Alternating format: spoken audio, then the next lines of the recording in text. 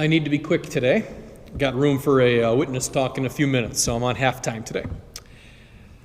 Love one another. Love one another as I have loved you.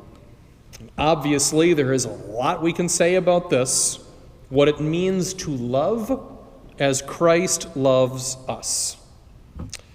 If you think about it, there are plenty of people who claim to be loving when they are clearly not.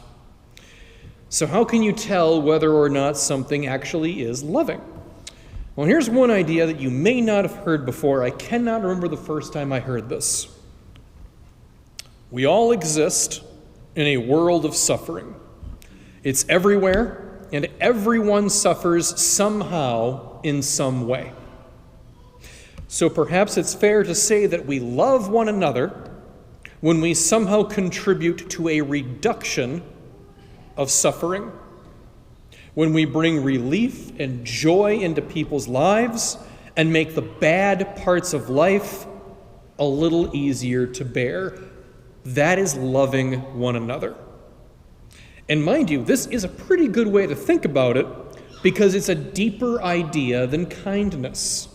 A person absolutely can be kind and nice and charming while intending something that does great harm to someone else.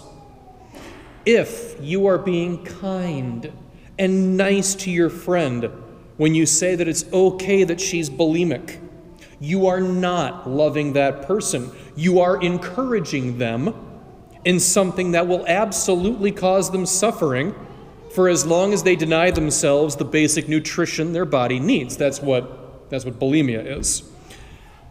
Kindness is an attitude. A loving action is so much more. Try to be both at the same time, of course, but loving one another is so much more than simple kindness. I'm just going to address a couple of special cases, then I'm going to call it a day. For one thing, hurting animals is not loving. You might find that very easy to believe. It's a common discussion in philosophy. In history as well as in today, there are people that basically say that animals don't have souls and therefore they are completely inconsequential. Go ahead and torture small animals for fun. They're just biological machines. It doesn't make any difference. No. Whether or not you believe that, animals obviously experience pain. They can suffer.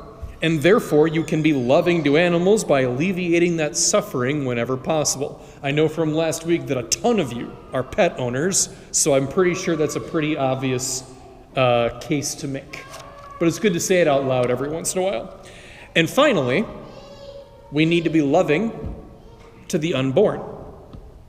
Because for all of that talk that the unborn are not really people, that life in the womb is undoubtedly capable of suffering. A new life has a nervous system and a brain after about 6 weeks after conception. The complex parts of their brain, that continues to go throughout the entire pregnancy. That takes about 28 weeks.